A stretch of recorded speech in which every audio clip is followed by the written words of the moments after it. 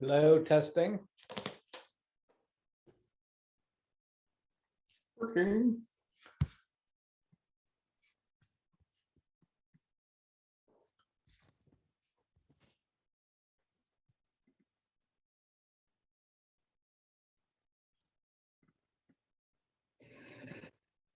Somehow went through it and tried to clean it up. So what I have here.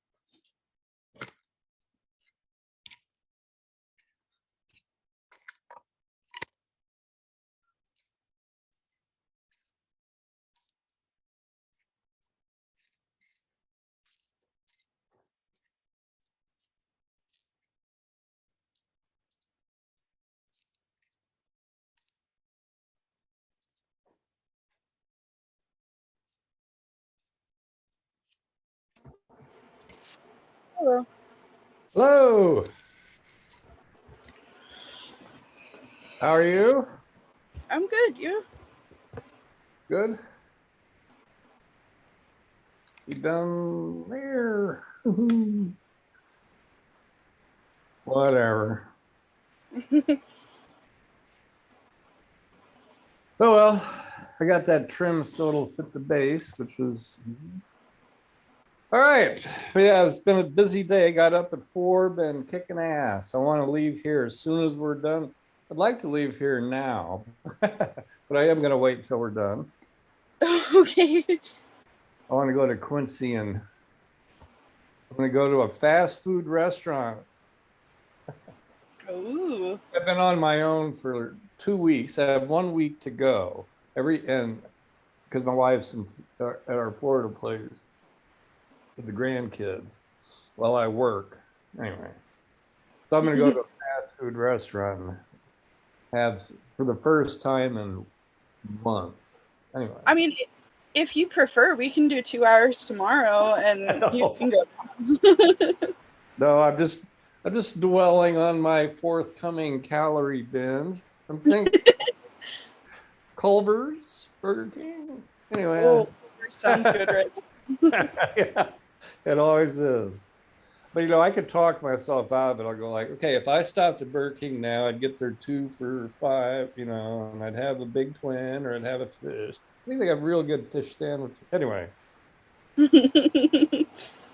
I could go on and on about fast food, but I don't eat much of it anymore. Yeah. Although back in the day. All right, so yeah, last night I'm kind of enjoying this. I don't know if so I'm not asking if you are. I'm just saying I am enjoying it, finding it valuable, and I'm glad you're doing it. And Yeah. so I'm having fun doing this. I really like this kind of experience. yeah, and I last night I went through and kind of looked at my stuff, kind of played around with the story a little bit, looking at stuff, and kind of went book 2, book 3, kind of looked around and thought about it. And then I copied all of our Otter transcripts over into a Word file, so it's all together. And I went into, while I was waiting on you, I was not that you were late or anything. I was just saying, while I was sitting here, I downloaded some files from the Zoom thing, and they've got.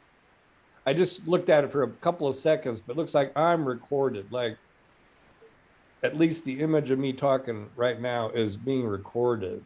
And the reason I looked is it said that I was like, my recording file is 80% full. So I'm going to go ahead and download those in case. For one thing, the transcripts are not perfect. And if anyone really cared, there'd be a way to go. But I think that they actually have probably a video file, an audio file, and a transcript. And then we got the Otter thing. Yeah. But I don't know much about Zoom, but yeah, I'm getting there. Yeah, we can get. Anyway,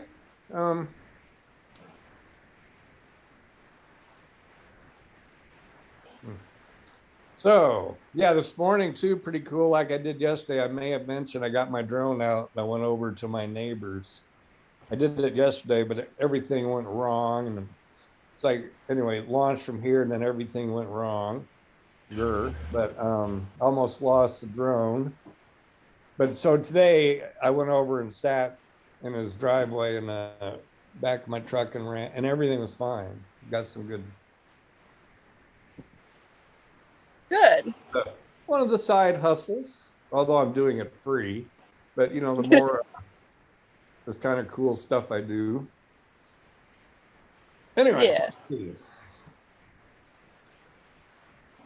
Yeah, you wanted a picture of those round, I think I told you that, the round bales in the fields. Yeah. I'll probably, and I sent you a email about some music links. So yes, I've managed to watch part of the concert, but not all of it yet. Yeah, that's a 10-minute or so video. Now the actual concert's 2 hours or so. That's just the opening or whatever. I don't know if it's the opening or just that song. But yeah, and I always cut out the middle because it just kind of doesn't. But man, is it a fantastic performance? I mean, yeah, unbelievable. I mean, to me, I put it right up there with the Hallelujah chorus. Anyway. It's right up there with Celtic Thunder for me. Watching the theatrics. Yeah. It sounds familiar, although I might look it up later. Yeah, I used to really be into Nightwish and other Epica and other of these symphonic heavy metal bands, but not so much anymore. I'm kind of back to my roots of happy music like Sigrid. I'm huge about. Have you ever heard of Sigrid? She's Danish, I think, or something. Yeah, Danish. Young girl, about 25, and she's making it big now. I mean, she's starting to get her career going, but boy, is she good. I just like her. She's wholesome too. Anyway, I'll stop on that bullshit. All right, so I think we're at the point, we had the murder scene, Siska's all freaked out, Harlow's in jail. Yeah. She didn't know what to do with him. Now, important chapter where she confesses to Kilver about everything that she's been doing. And so he comes over, he tells, I think he tells her not to go back to the office. I'm skipping over Turgenev shooting Gully, because that's just a quick scene. The only reason I had him kill Gully is because there was a horror element to it. And that's the kind of horror. Basically, I wanted Siska to be blaming herself for her decision. She could, because in a sense, if you think about it, she's confessing to Kilver all of her crimes, of the last 24 hours, I guess. Mm-hmm. And it's all blowing up in her face. And she could probably, and now, Harlow's in jail. So, she could say that, well, everything is back to situation normal, and maybe go on. But because Turgenev has shot Gully and there's a murder scene, it really makes it a lot stronger weight on her shoulders, I'd say. You see what I mean? Yeah.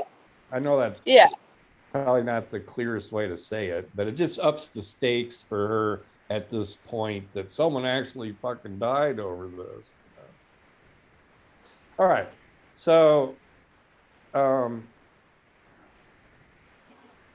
now, originally, or sometime while I was writing the scene of Kilver and Siska, I originally was toying with the idea that Kilver was going to confess that he was in love with her.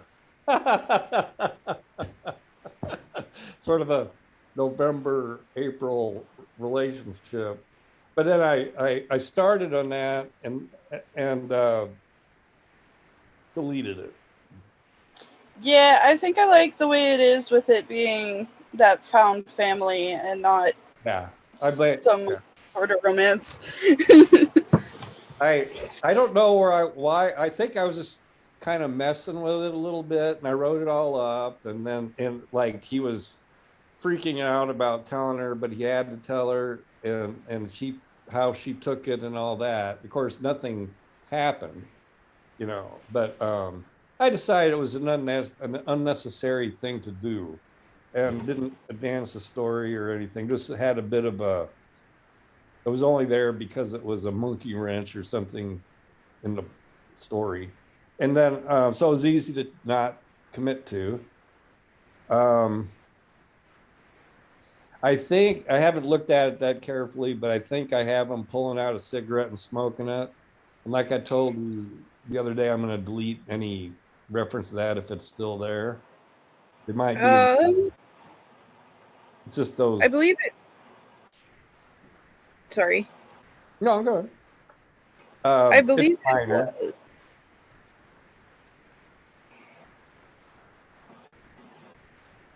But again, I told you that's just along with drinks, bringing cups in and sipping on tea or something. It's all just the way when you're doing dialogue to add, color and business.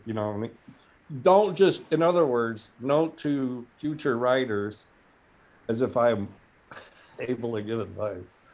Don't just have your characters talk back and forth. Give them something to do while they're talking, right? Yeah. Yeah. Like some examples in this story when they're needing it, they have a rota or whatever that sandwich was, and they're picking it off each other's, or you know what I mean. And so that's the kind of thing you do. I mean, I try to do. But you don't want it. But the problem I'm having is I'm doing the same thing over and over again. It's always a cigarette. always you know what I mean? So that's why I decided to get, if I do have cigarettes here, I'm getting rid of it.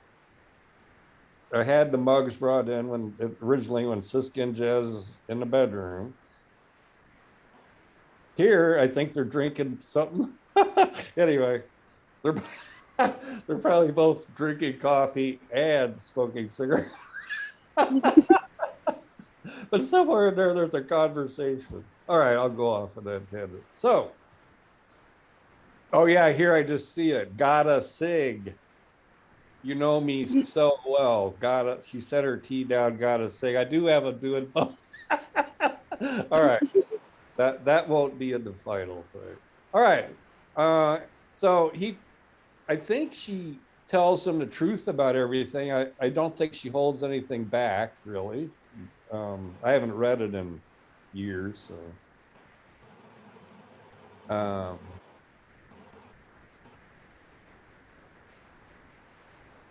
yeah, pulled the ashtray to him and dabbed his cigarette out.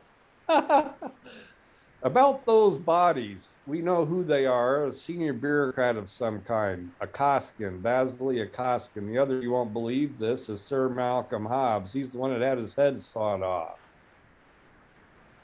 So yeah, the plot definitely thickens with Siska's involvement in all this.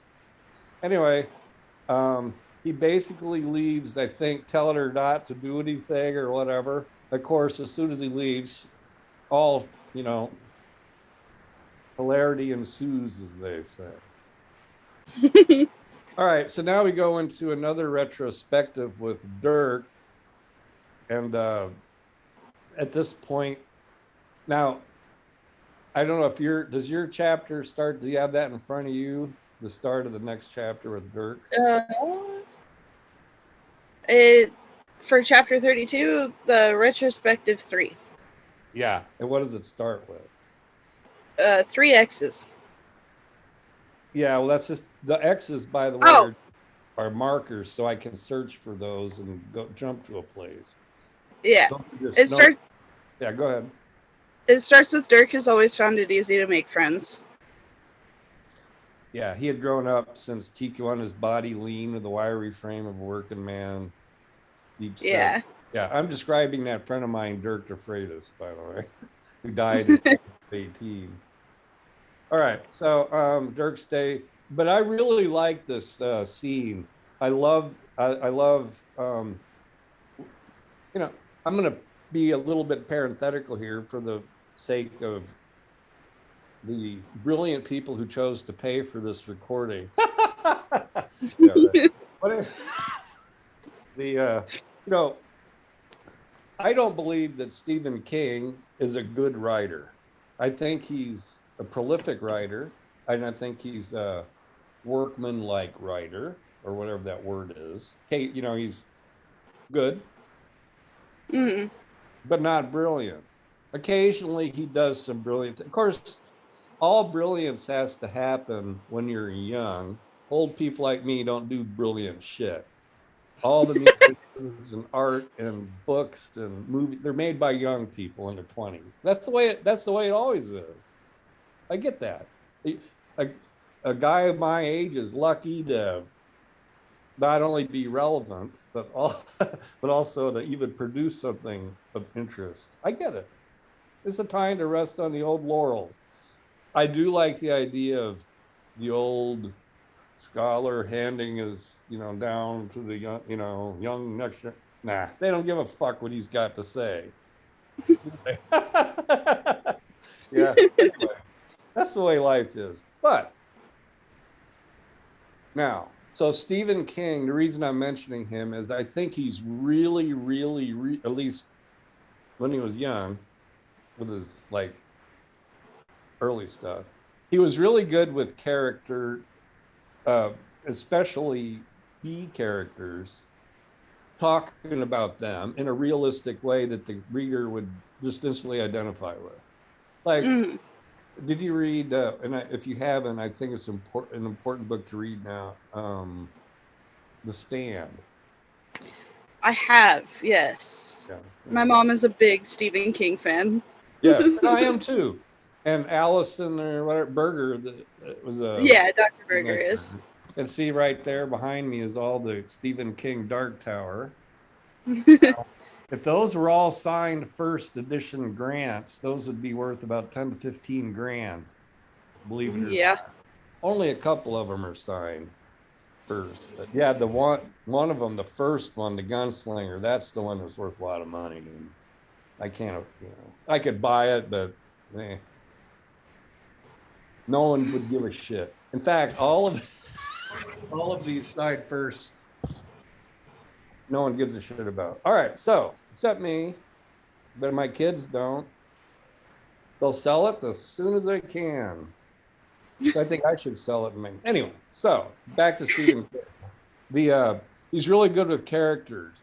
And I remember this, I think it was in The Stand early on, like at the beginning of the book, this going on about maybe it was the main character. I don't know. It's been years since I read it, but kind of working at a gas station or something, just going about his day, that kind of thing.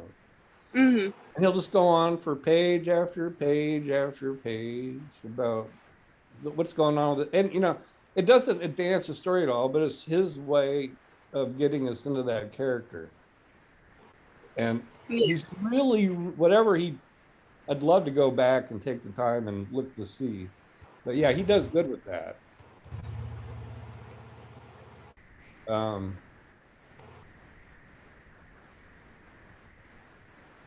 But yeah, I don't, apart from the Dark Tower series, which I think is uneven in quality, the earlier books are the best. I've said, in fact, my favorite book of all time is Wizards and Glass within that series. But the rest of it, a lot of it sucks. Doesn't suck. It's just not as good as the others. You know what I mean? If he could make the whole trilogy as good as Wizards and Glass or The Drawing of the Three, yeah. But yeah. And I think, anyway, I still love Stephen King's books, and I hate, but it's like a guilty pleasure. Well, it's not a guilty pleasure, but I do read it. Yeah, one of my favorite books is his Rose Matter. Yeah, really? Mm-hmm. I'm just wondering. That's kind of a lesser known work, but yeah. Yeah. Why do you like that one in particular? I really like the imaginative world inside a painting that he created with it, and the stressors that got her, I can't remember her name at this point, but got her to that point. It's been a long time since I've read it, and like I said, I steer kind of, yeah. I can't add much to that. It's just good to know. All right, so getting back to this, so I really like this little vignette here, and it's what I just pat myself in the back whenever I read it, and it goes like this. One day, Jules LaRue, a butch-cut powerlifter and computational intelligence expert, dropped in at lunchtime. He was known to be an incessant scavenger. He waved his meaty hands at them. Come, everyone. You got to see what fell off a truck. He led him outside to his old Bipper teepee. They gathered round. With a dramatic brio, he yanked open the doors to the cargo area. The back of the delivery truck was stuffed to the ceiling with blah, blah. Gentlemen, I present to you your future. And of course, they're stolen computers. Anyway, so the reason I like this paragraph is I did have a friend named Jules, although not LaRue. But he was sort of that kind of guy, but a power lifter. And here's the thing. So I wanted that contrast between the powerlifting weightlifter kind of body with the highly developed computational, whatever that is, programming mind, the contrast there. Then later on, when he waved his meaty hands at them, it's meaty because he's a power lifter, and that's reflecting the fact that he's, got strong hands. And then later, he could take a computer carton out of the back of the Bipper teepee and hold it, just with one hand. You know what I mean? Anyway, that Yeah. was all tied together good with that character. The contrast between his body and mind, matching that with his meaty hand instead of just saying hand or just ignoring hand. And then at the end, his strength. And that the other thing is, I had to do research to see, well, I had in mind that he had pulled up in one of those delivery van kind of things, right? So what do they use for delivery vans in Europe? And they actually do use something called a Bipper TP. And they do have these are kind of a ordinary thing, like low class delivery van over in Europe. And I figured they'd be around for another 25 years. That's why an old Bipper teepee. So if the reader would say, what the fuck is a Bipper teepee? They go to Wikipedia, they'll find out more than they want to know. So the other interesting thing, all of the technology there is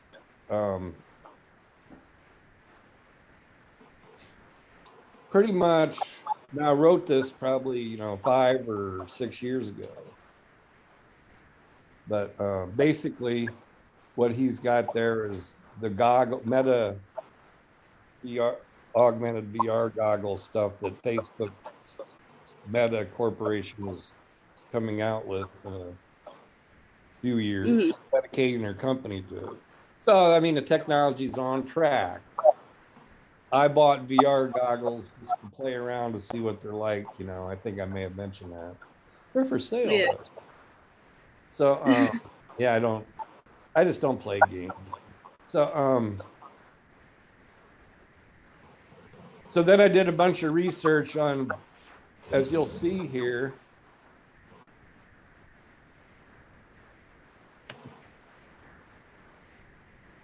a little bit of footnote, Skunk Works, Skank Works. There's a bit of a joke they use here, but basically Dirk and his friends set up a company and they call it in French Skunk Works, Skank Works. All right, there really are skunk works. If you think about it, and it may not be true, but perhaps it's true. When the Texan goes off on his honeymoon in the prequel, he goes to work at Lockheed or Northrop or something like that with one of his army buddies, got him a job there, right?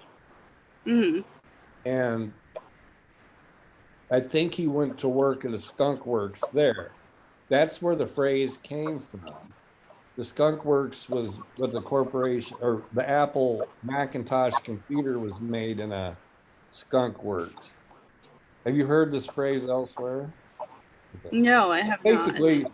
in a corporation, let's say like Apple, that does what Apple does, but they say they want to do something innovative and cool, like kick ass, like the Macintosh computer in 1983, or VR goggles now.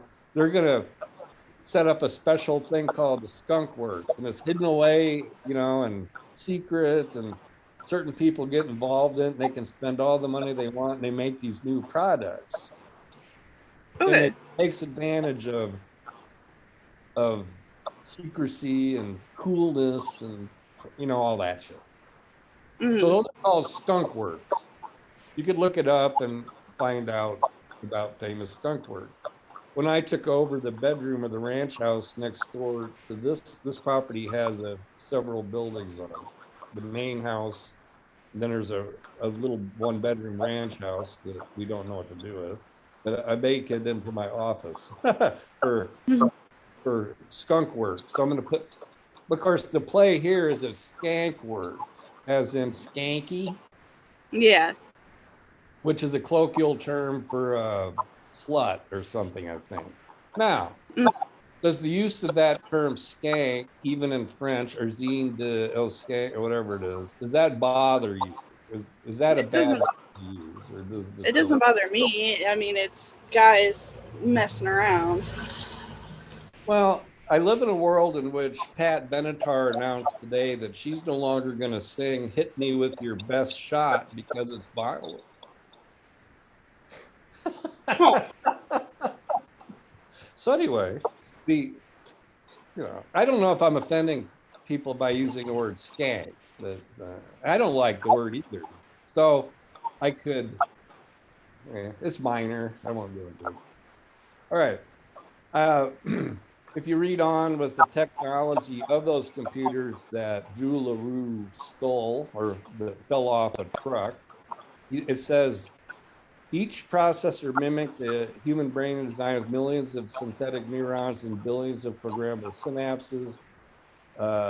Each had exaflop bitter north processors about 100 times faster and more powerful than the hardware they had been using.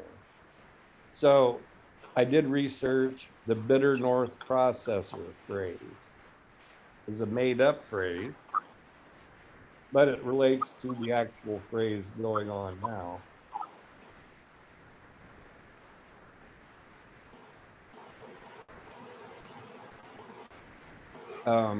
Somehow it's something, and I don't, I was just looking to see if that was true. It's something like the current generation of processors that Intel is coming out with use that phrase bitter north or bitter south or something like that. So I, again, projecting it in the future. For instance, if something is version 2, I'll put it up as version 40, for the future, that kind of thing. So that's all that is, minor. I won't go into a lot of detail on that, but it is valid stuff. All right, so and I noticed when I reread this last night that they're on, okay. Let me ask you this. Every character has to have something, we can talk about, like a problem that they have to address and fix up about themselves, or a quirk of some kind that we can, basically we identify the character with that. Like I've told you with Turgenev the Russian, he's a brilliant psycho sociopath guy who loves books. But his thing, if you don't remember, is he loves to quote mid 20th century, early 21st century our stuff. You'll always hear him using one of our phrases because he thinks it's funny. It's sort of like just a game to him, like and you might do that, who knows, with whatever. Yeah. Now, but and then in Harlow's case, he's got that axe to grind about killing that baby. And then in Siska's got the sister problem. Dirk, what do we got here? One of his characteristics is that he's peripatetic. You know what the word peripatetic means? No. Okay, it's Greek root. It means walking about. Socrates formed the peripatetic school of philosophy. Anyway, just a funny word. I do study these ancient languages. Anyway, so, all right. So what happened? When Dirk got stuck, he goes on a walkabout.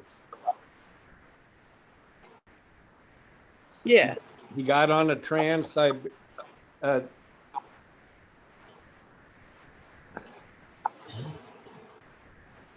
yeah. As you'll see, and then foreshadowing, we're going to see Dirk go from train to, it's going to be train, plane, automobile, so to speak, with Dirk. Just watch. All right. So, Turgenev in charge, a brief, let me just see. Oh, no, this is critical. I was going to skip right over it. All right. So I was telling you that Dirk was working on the synthesizer technology and calling it hymns, synthesizing him. Again, this is just technology stuff I made up. What I thought it was cool at the time to call augmented reality programs synthesizing hymns. I looked up that stuff about the old electronic Moog synthesizer stuff. So those are actual machines that are used in there. I think we got they made money with stuff. Be sexy. Did you understand that word? Let's see.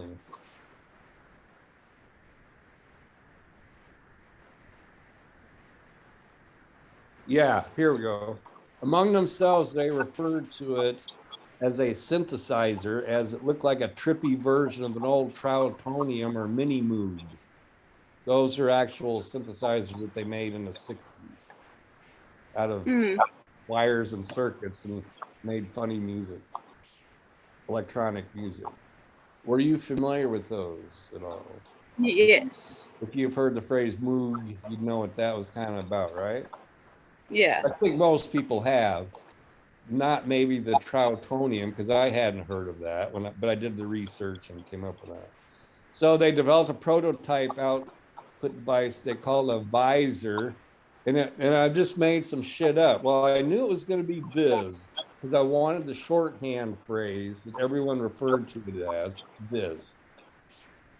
Where's my Viz? I can't find my Viz anywhere. You know? Yeah. Or like this. Where's my Viz? I've done that so many times. All right. Anyway, these are so I wanted to call it Viz, and I was talking about synthesizing, so I just made up the phrase visor, vision-oriented Z-Think eruptor. Again, forced, but I thought, well, you know, this is the way 20-somethings might abbreviate and make up a name just by putting bullshit together like that. So I stuck with it. Anyway, but so I give you the history of the Viz things now that Siska's been wearing since the start of the book. Now we have who developed those? All right, but this is all following the same thing as computer game industry when it launched. You know, we're just following that same cycle. And he made money with it. And then in the early days, they called the process synthesizing hymns. The first was Be Sexy, BSXE. I hope people realize that's Be Sexy. Did you realize that? Yes. You just see it as a string of initials. Right. So there's nothing new, but this is the kind of stuff that's yet to come. Hasn't happened yet. We're on the edge of it, and I really am fascinated with augmented reality tech. All right. Then it says, with no one to answer to, he decided to go on a walkabout. That's an Australian phrase you've probably heard. It's right. Okay. So Dirk boarded the train. Now, on a whim, he boarded the vodka train on the Trans-Siberian Express. There actually is, or was, at the time I did the research, a vodka train filled with young people. They get on the train and drink vodka and have parties all the way from Moscow to Siberia, right? I would never survive a trip like that. I'd hate it. But for young people, yeah, it'd be kind of fun. Well, anyway, the thing was, and the whole reason that Siberian Express, this train, is even mentioned here, or even came up, is because a few years, one of my best friends is named Kim Hill. He's the guy who taught me how to sell books, you know, go to book sales, sell books online and shit. I made tons of money doing that. That's dead now. But he was a law client of mine, and we became friends. Then he taught me how to do books sales. But are you familiar with that? You go to like a book fair or a book sale, a library, you buy a book for a couple of bucks. Well, we were with scanners and shit. We could find out that the book I'm getting for $2 is actually going to sell on Amazon for 150. You know, I'd make money on that. I drive all over the country buying books, bookstores, and all that, even while I was a lawyer, because I like books so much. Anyway, Yeah. Anyway, COVID killed it. Yeah. Because those book COVID. sales are all run by little old ladies. Yeah. Well, anyway, Kim and I went on a trip to Greece and Israel together about 10 years ago on a religion. He's a Christian, and a Bible group he was belonging to, going on a trip to Israel and Greece. So I went along with it because I liked one of a couple that was going with them, some people I really respected. I'm never going back. Even though I got really good friends there, I hate going to Israel because the food sucks. Anyway, to make a long story short, to reduce my train of consciousness, the caboose is Kim Hill and I always wanted to go on a Russian trip to Siberia together. His idea, but we'll never do it. It costs a lot for one thing, even in Russia. And now we're at war, sort of. Anyway, but that's where that came from. So it's one of those things, okay. And so it became the fact that whenever, no matter what, Dirk is going to be walking about. This was his walkabout on a Trans-Siberian Express. And we'll see him later on another trip where he meets Dr. Z and kind of gets tasked with making the Snowden prototypes, and then later on you'll see even more crazy stuff occur. So anyway, all right. Now, what do you think of the ending of this chapter? It talks about how, there are so many good things in this chapter. We had the LaRue thing, synthesizing things, the Trans-Siberian Express trip. Now, all that I did the research on, not only about the vodka thing, where it stopped in Vladivostok in the Far East, the China area. But this was cool. I spent one evening doing the research for the next paragraph using Google. I'd go like this. One late evening, Dirk found himself seated alone in the atmosphere bar of the Shangri-La Hotel in Beijing. The ceiling was a constellation of stars that twinkled, much like the scattered city lights 80 levels beneath him. To the dismay of the bartender, who was a master of cocktail mixing, Dirk was sipping on his 5th or 6th Tiger beer. He thought it might be time to move on. He was blah, blah, blah. He withdrew a 1 yuan coin he dredged from his pocket. Now, you use that word dredged. Maybe I can't use it. Anyway, now the thing I want to point out about this is I did a lot of research. I was actually on the website of the Shangri-La Hotel in Beijing, which is a high-rise, skyscraper, beautiful building. And they do have an atmosphere bar on the upper level, and they do have starlights in the white light, LED lights in the ceiling, like star. You know what I mean?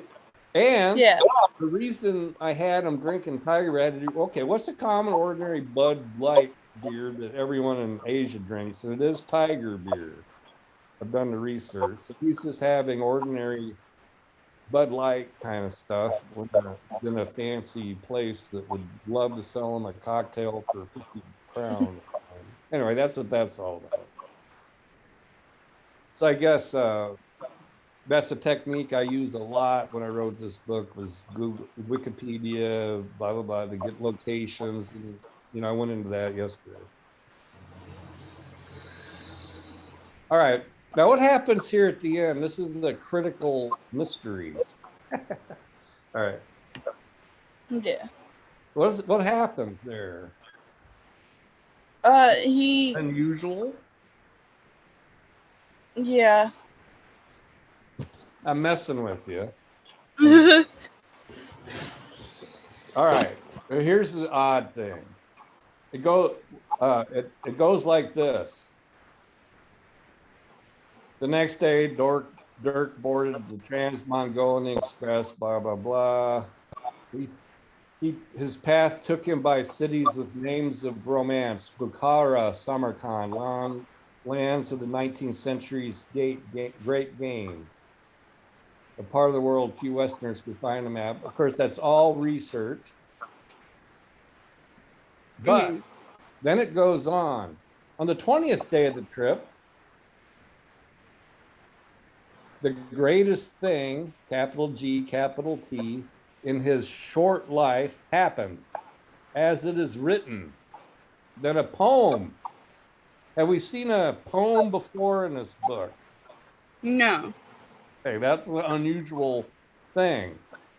On the track toward Mary, and Mary is the name of a town out there in the Middle East somewhere, like lower Kazakhstan, at Turkmenabat, where the browns of desert slipped into unexpected green, on a bridge over the narrow chocolate-covered river long known as Amu Darya, upon the fringe of the Karakum Desert. Anyway, it goes on with this flowery bullshit. Right?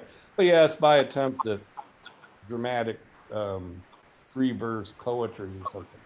The reason it's a chocolate-covered river is probably because when I saw it on Google Earth, it was brown. But I could have read about it and someone described it as being chocolate. I don't know what I think. But it's a good line. But you can see that this section here is completely different from the rest of the book. It sticks out like, it should stick out like a sore thumb. Yeah.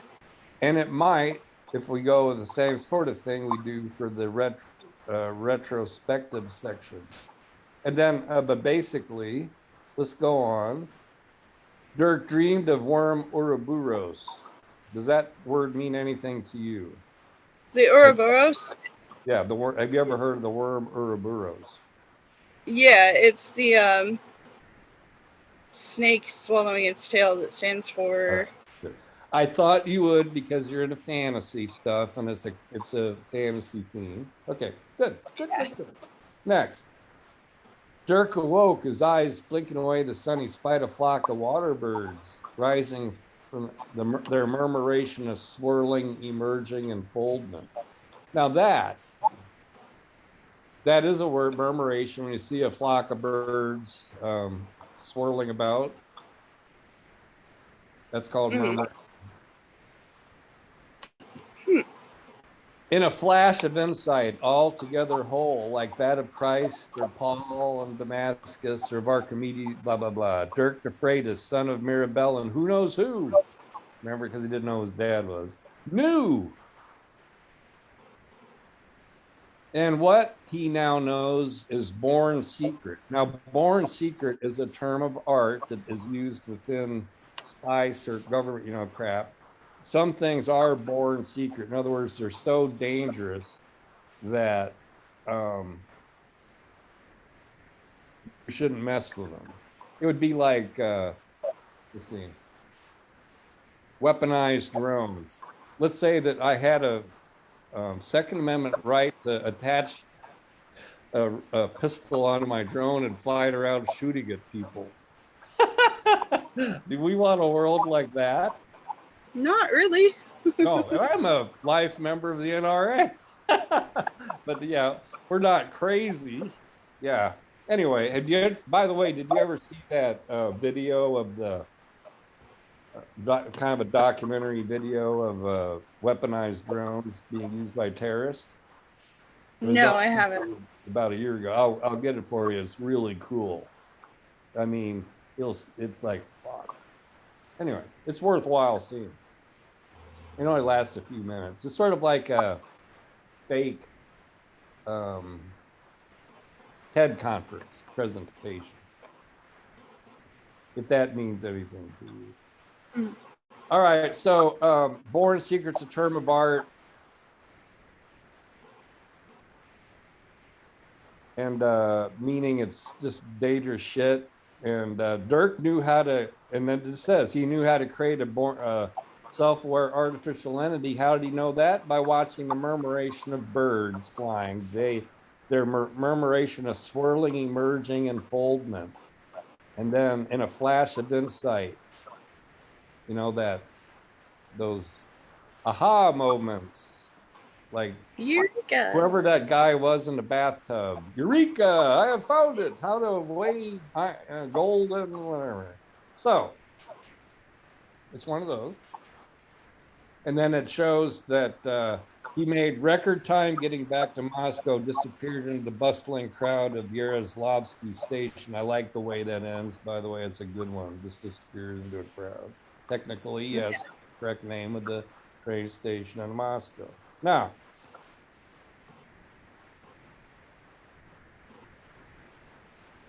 this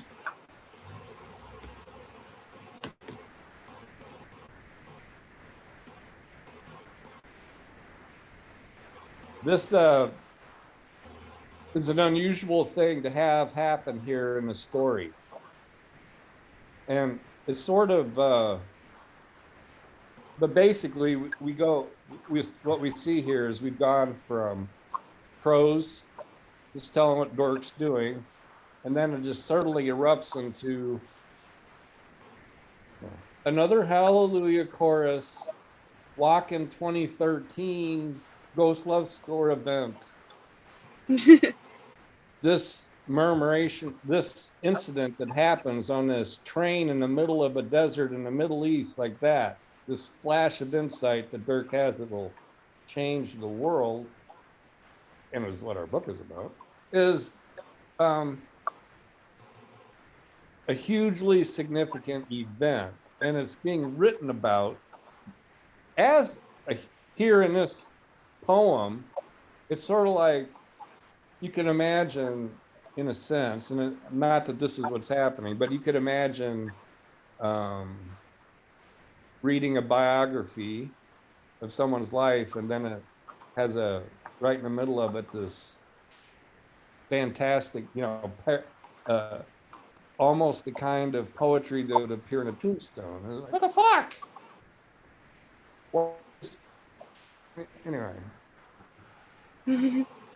I will only, now, I told you before there was a few surprises in the story that I don't know if I'm going to do or not. I think our discussion and your input will have a lot to say about what direction these things might go. But so I'm just going to, I'll stake a flag here on this poem and say, remember it, because the reason it's in a poem could be interesting. Now that I've set that all up like that, have you any thoughts on the matter? I think it'd be interesting to see it happen again, or the reason behind it, because it's, like you said, it's standalone and it draws attention to that specific incident where we realize where the AI is coming from.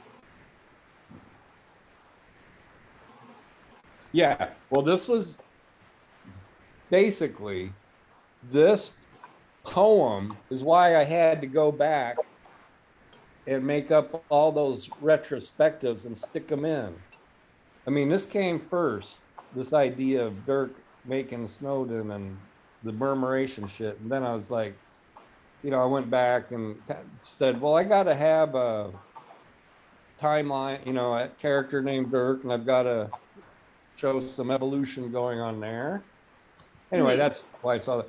Because this is important, as we're going to see in the future. It could add up to nothing. It could be eliminated, changed, but it definitely is going to be an important part. All right, we're going to move on. Turgenev in charge. We're just touching base with him to keep him in the story. Kind of goes into his thinking a little bit. I mean, we need to know what's going on here, but basically, we are introduced to a new character, which is called the Preacher. All right, so we have to have a bit of a footnote here. In this is not a Marvel graphic novel where character names are the Texan, the preacher, you know. But that's the way it's sounding. The reason the Texan is called the Texan is because I don't want him to have a name. Just the label. He does have a name, of course. He's the world's richest man and one of the 20. But at least so far, I haven't given him a name. But now we have the preacher. So maybe it's a trend in the year 2050 that some, like today, some singer stars or musicians will have one, like Beyonce, just go by one name. But some of us like to go with the. So from now on, you can call me the writer. Just kidding. Is it the writer or the writer? All right. So anyway, yeah, basically it's just called the preacher because I don't know what else to call him. But basically, he's an odd character I came up with in a different story altogether, which I'll mention here in a little bit. But yeah, so he's kind of got some kind, he's like got giantism or some weird thing going on. I haven't looked at it in a while, but whatever disease he has caused him to have like a big head or something. Or something. Yeah. I don't remember. I don't remember what was odd about him. Yeah, I just saw that. Yeah, I don't even know if I mention it here, but I do mention it somewhere. You mention it in this one. Yeah. Okay. It says the preacher's skull was distinctly large, almost twice that of a normal human. His face was not like any other face. Yeah. Okay. And then, yeah. Well, that really is some kind of a disease, I guess. Well, anyway, but I was imagining, one of my favorite characters, that deep voiced black man in the State Farm commercials. Yes. And he was the guy who was the sergeant major in the Unit TV show back in the day. I love him, man. He's like, a kick-ass guy, right? Mm. Anyway, that's the kind of what I'm imagining here is that the preacher's big, only with an odd character. I'm not saying that the actor in that commercial has an odd face, no, but this guy does. Anyway, but that's kind of what I was imagining. Mm.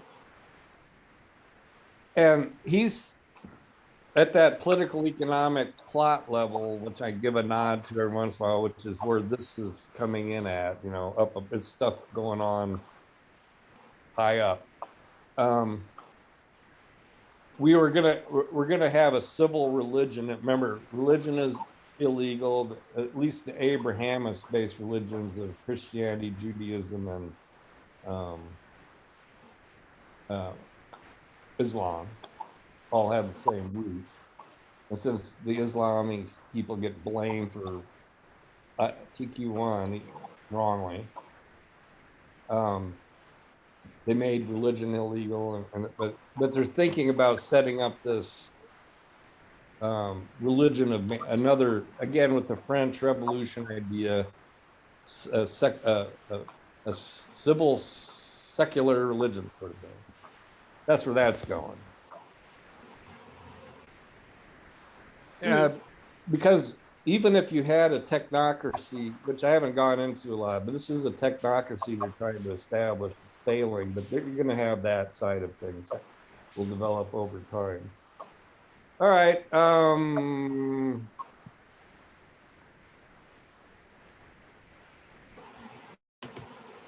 All right. So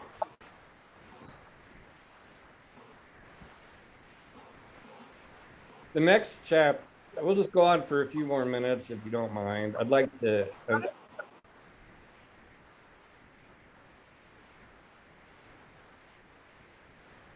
Okay. This chapter is where Siska is manipulated by Snowden. All right. So basically, Snowden has manipulated Siska along with, taking advantage of the situation, you know, let's say taking advantage of the state she's in, a vulnerable state she's in, and he's manipulating her and got her to go to visit Turk and participate, you know, taking a step in the road of terrorism, right? And then it all fucked up, right? It blew up, whatever. But see, the mission ain't done, and Snowden is like, now what? We got to continue motivating this woman. So, and I just think it worked out brilliantly, and because one of the plot things that happened was, remember I said, well, Harlow ends up in jail, and I'm going like, now what? We got to break him out. You know, I could have had it where Harlow was not put in jail, that he calls Sisk up, she hurries over, they do something and are on the run then. You know, it could have gone that way. Right? Yeah. I like it going this way, though. Yeah, and I like the way it's going. But anyway, so all right, so now, and it was one of the early things was breaking him out, which I won't go into, but because that's pretty straightforward. But the Snowden now needs even like, what the hell? The only way you're going to motivate Siska at this point is with the sister thing. And it just, when I was on, like I may have told you, I struggled with how to get Siska motivated here for years in my walks. And you can see I feel confident I've got enough crap going on in her life with Jez leaving, blah, blah, blah, that there's enough motivation here for her to go down the road. But now that things have blown up, Silver knows everything, Harlow's in jail, she could just walk, you know, kind of like, stop. But now Snowden has to convince her not only to take a step in that direction, but to break him out of jail, which is like, yeah, crazy stuff. And so what motivates her? The sister. Yeah. When I came up with that, it was just like, wow. Because it would motivate anybody. It's a good motivation. So it works for me. I don't, what do you think? I like having the sister as a motivation because I know myself, if I were to lose one of my brothers, I'd probably do the same. Yeah, it addresses the most profound, deep down, disturbing thing that ever happened to her. Right? It is then can be used as a tool, but it also means, okay, now we have to solve that problem about what happened. Okay, what's been happening with the sister all this time? Yeah. All right, next, Harlow in jail. Anyway, I could go on to that chapter, but I think the discussion between her and Snowden when they're yelling at each other or whatever, I think it's a really well done scene. I like it. Yeah, it is really well done. All right, now we got Harlow he's in solitary confinement in the prison. He's about to get, anyway, so we have to touch base with him there. You want me to get off now and stop? No, you're good. I just got a call from Bermuda. You just won the Bermuda lottery. Send $1 million and so anyway, yeah. So basically, we're just stopping by to see Harlow. We haven't had much to do with him in a while, which the author has to keep juggling all the balls at the same time. So basically, it starts off with a bit of a mental fantasy because he's been drugged with Faradazine or something, you know. So he's all mentally messed up. So basically it starts with a hallucination going on. I just grabbed that from something I had somewhere. That phrase, cheers, big ears. I don't know where that came from. I even remember about a year ago trying to find out where that came from. It's probably a phrase used in, um,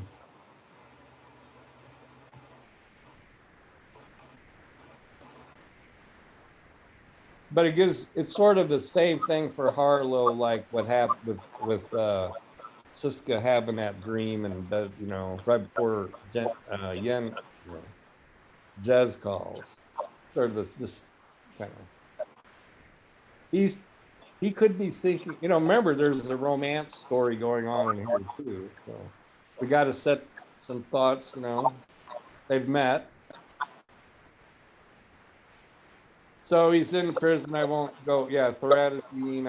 I won't go into much detail on that. But we get to the end and he fell back in a cot, his body began to shudder. He was living it all over. All right, then I tell this backstory. There was a place they'd always gone to in summer. It was on a farm that belonged to Tom's grandparents. And it goes, it's just high school kids drinking beer around a fire in the summer before they're going off to start their lives, right? Mm-hmm. So what did you think of that section with Jules and It's another interesting look into the character. I am one for a lot of character building. That's one of my favorite things, and I love anything that gives us that look into more of the character's psyche and what makes him think the way he does or what he's been through. Yeah, I just noticed for one thing, the character who's talking with Harlow there is Jules, the same character name I had for Jules LaRue um, for I've got to change that. Yeah. Anyway. Now he held up a beer and a toast and said, Tiffin fucking Walla at that. And that was the funny thing is that phrase, Tiffin fucking Walla. I have done research in that. Someone used it somewhere and I thought it was funny and I liked it and wrote it down. And I can't anyway, it's a mystery to me. And I just don't have time to anyway, basically this whole thing about drinking beer around a campfire and having that conversation happened to me. This was a bit of a short story scene I wrote decades ago. I've modified, of course, to fit in here, but yeah, because I really did have a scene where time when my best friend and I did that at that farmhouse on his grandparents, yeah, you know. So that's a real, again, writing what, you know, something that happened in one's life. And but I'm basically everything I write is like can be used for other things. They're like pieces. I could say, well, this, you know, this story of Jez standing in a police line in a riot, I can use in my book Starship Troopers on planet so and so with the alien instead of, you know what I mean? Yeah. Yeah, because you know life is nothing but a bunch of scenes, 90% of which has all happened to you before. Anyway, so we just use these pieces in hopefully clever ways.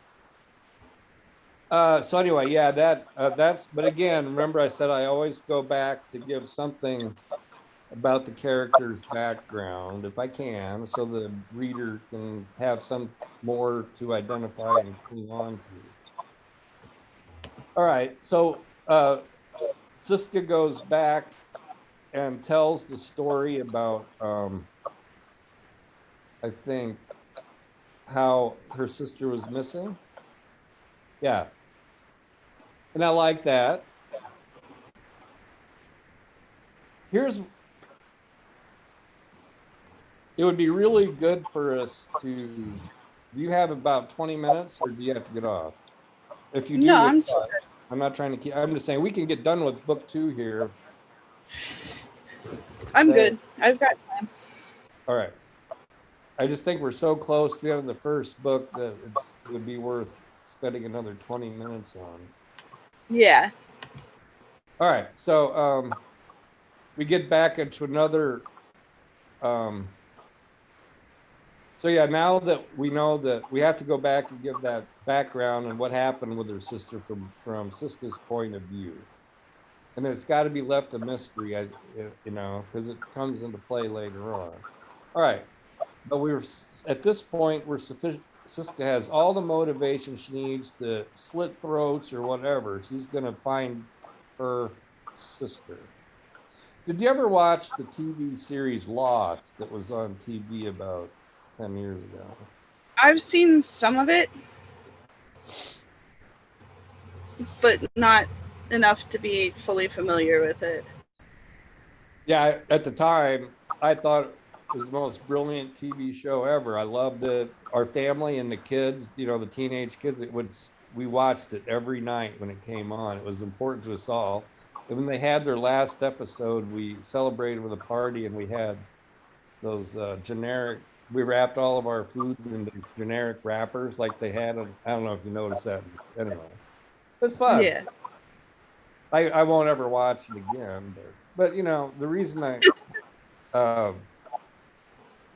it was a important TV show historically because it did something no one else had ever done before or since, in my opinion.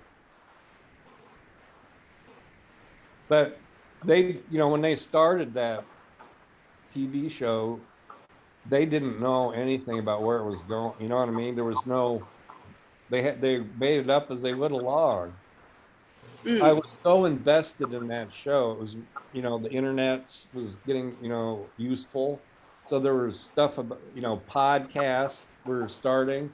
So fans were doing podcasts about Lost, and then the producers of the show were making you know what I mean? And there were websites dedicated to solving these mysteries. And I spent probably 20 hours a week researching and never figured anything out. Anyway, it was fun. All right, next.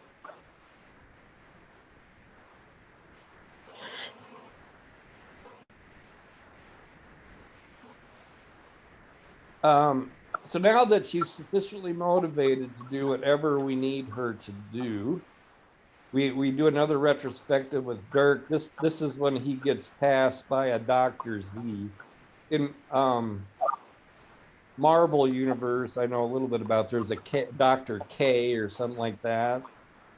And he's a real doctor, scientist or something like that. Oh, no, not Marvel universe. Never mind. Okay. Did you read much in the way of graphic novels? Not Some scattered throughout. Which is the one that's probably intellectually the best one ever? It's by that British guy. Professor X? Who? Professor X? The one that runs the mutant school? No? No, but I know it. No, but that's not it. But I know what you're saying. Oh, Doctor Strange. No, stay away from Marvel. It's not Marvel. It's Do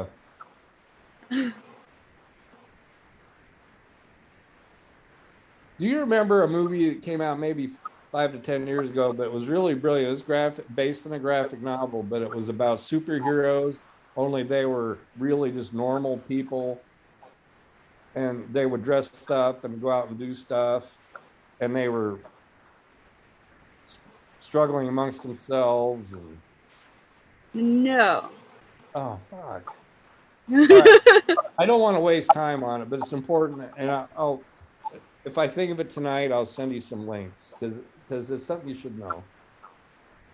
Anyway, as for the they have a Dr. K or something like that. Kovacs is his name in the graphic novel and the movie they made of it that I can't think of the name of. But the same graphic novel guy wrote that one about with the mask on, the anarchy mask. He did this. Yeah. he did the Spartan through, the 300 stuff. I mean, he's really good. Anyway. All right. So anyway, Dirk is tasked now to work for little sis and to start working on a self-aware entity that can be used as a virus, viral weapon. So there's that. All right. The name, and this is the final topic for today, and it's the last chapter. Now it's called Atma. I think there's probably 2 or 3 chapters here. I don't know. Anyway, Atma is like Hindu or something for breath. And this is where all of a sudden something new happens. The thumb drive that Snowden has exists in a plastic bag somewhere actually has more to it than just storing his self. It actually has the ability to do anointing, as we call it. Who knew? When I did this anointing thing, it was like poured out of the bottle, and it would like be this black fluid stuff that was like, I thought it would look good in the film. This black coming down over the face, and and then sucking into the brain. You know what I mean? Because it's sort of like a net of nano particles that are smaller than bacteria, and they can go anyway. Is this a science fiction-y idea? But I called it the anointing, which is pretty cool because that's got the religious idea to it. Yeah. And again, I had to avoid Deus Ex Machina shit. I can't give people super, you know what I mean? Like mental, they do kind of communicate with each other, but it's more just in the same way as in the Dune series, sort of just a better body language awareness, not mental communication. Anyway, but it also has to give capability, enhanced capabilities of various kinds. Like you'll see it repairs wounds quicker. And this is a common sci-fi idea. It's in the Dune, the books written by that wonderful series written by Frank Herbert's son and another writer, where they continued the Dune series with prequel novels like Battle of Corn and all that. Have you read those? They're sort of they're not literature like Dune, but they are really good, really. And they have the best artificial intelligent robot personality ever. I'd love to steal it, but it's already been done. So. They got the best robot though, rocks. Anyway, the book is called Metamorphoses, plural. Metamorphosis is Greek for change, right? Yeah. From worm to butterfly, or caterpillar to butterfly type changes. This is Siska's metamorphosis. I hope it is apparent. This is her change. Yeah. Okay. It is. So, it's very apparent. I wrote this very trippy stuff, even more stream of consciousness than me. But it was, just like reminded me of some drug experiences I've been on in my life. So back in the day. Yeah. Definitely did some tripping back when I was in high school. And anyway, so I'm kind of writing in that style of she's going, but I think it works. What did you think of this section where she's having these hallucinations? I was a bit confused by it at first, but as you read on, it gets a little more easier to understand. Well, it's obvious that something's going to happen to her, because I have a whole chapter telling about why she's doing it and the anointment and so on. So now she's in complete and utter blackness, And I really enjoyed writing this section and so on. I left it that way with, because this is an experience, you know, it's a hallucination as these nanoparticles are interacting with her mind and setting themselves up electrically or bio, you know, they're causing dreams and it makes sense. Yeah. So basically I just made up a bunch of stuff and then her confusion about her own self, you know, because from time to time in this book, I will be, if you haven't noticed, I do elaborate on topics like religion and philosophy and science Yeah. stuff. And so here we're talking, you know, and I'm going to do more of that in book 3 with regard to what it's all about. Oh, I don't want to say that, but human consciousness is an important concept. You know? So overpowering shifting is fuck, shit, fuck. You know, she's just freaking out and plunging into darkness and so on. Now, then we get to the section of the anointing where it goes, a dream within the dream of a dream. She was in her bed. She couldn't find Stone. Was trying to get Turk, but several strangers, all young females, were in a room trying to open a door that led to a swimming pool just off a veranda. And I go on and on with that. Basically she wakes up and there's a party going on in her apartment, you know, and she tells everyone to leave and they don't. And then it goes like this. Others were examining her knickknacks and the few precious items they had. They peered at everything, and they wouldn't leave.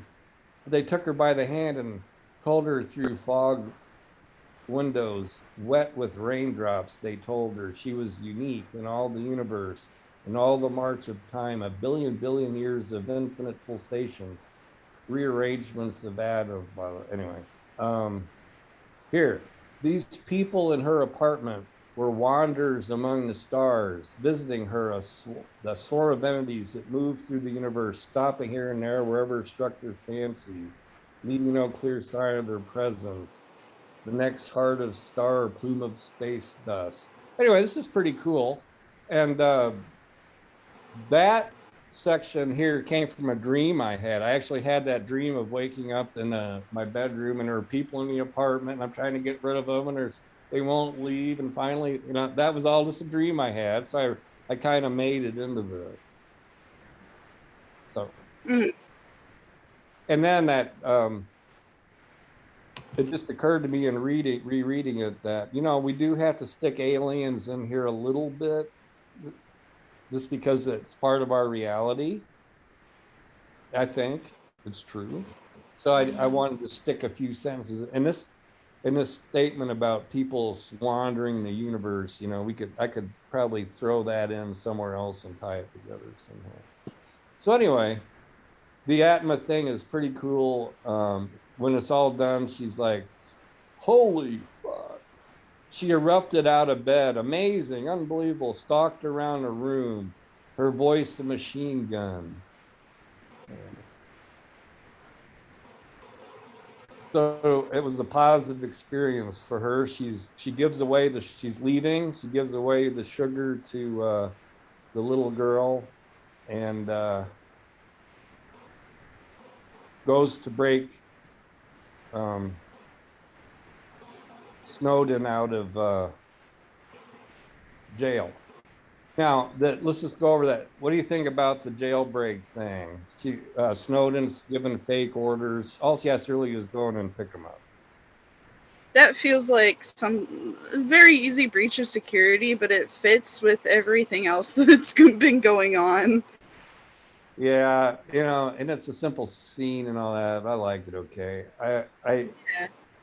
The trouble with me is the scenes that are in between scenes, like transition stuff, or just the bullet, you know, the common crap.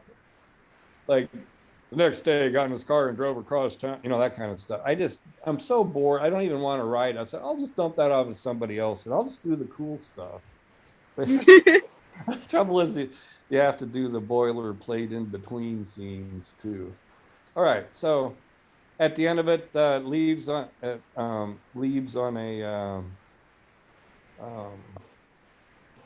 cliff-hanging ending, heading down into the sub-basement of the city, where we'll pick up next time. And in the chapter called Maisie Warren. The reason it's called Maisie Warren is just because I like that phrase, Maisie Warren.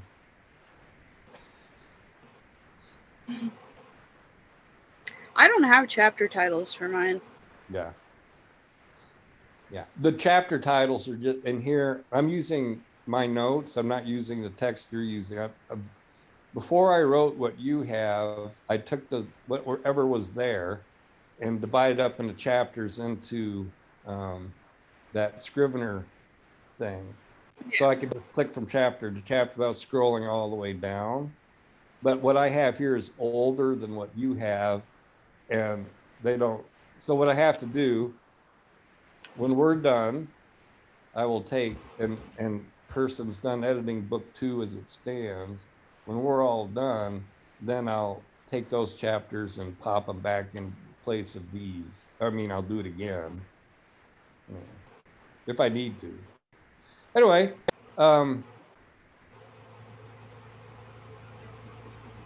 that's it for book 1. We're done. So give me some comment overall. Finish. What do you think of book 1? Did it end at the right place? What about pacing? Did it keep? Does it flow like a book should, despite the burials and various piles of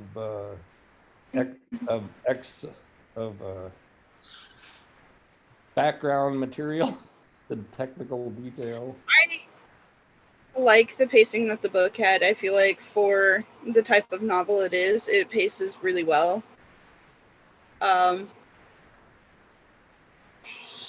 Thought went out the window. Hang on. Right. Yeah, anyway. Also, try to keep your mind open or eyes open for contradictions or things that are not facts and evidence. Like, let's say, maybe Siska's aware of something that she shouldn't be aware of because it hasn't happened yet, or it's been hidden. You know what I mean? Because when you write a story over 8 years or whatever it is, you can't. There's little deep, a lot of stuff to keep track of. That's the worst part of it.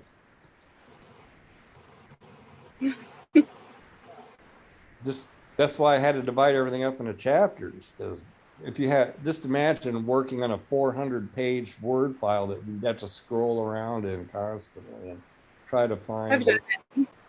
Yes.